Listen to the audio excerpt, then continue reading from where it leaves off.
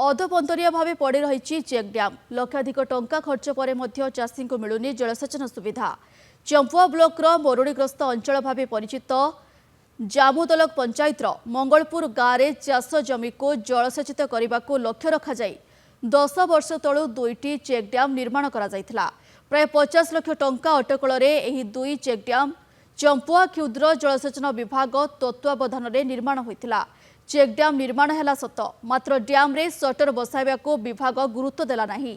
ठिकादार काम को अधारे छाड़ी छू मारी बेले एबे दुई चेक डैम चाषी काम लगी पारुनी। व्यवहार हो न पारी गोटे चेक डैम भांगी नष्ट होइथिबा बेले अन्यटी एबे मध्य मुकुला पड़ी चाषी असहायता को उपहास करि चलिछि। एहाकु नै चाषी मध्यरे असंतोष देखा देइछि।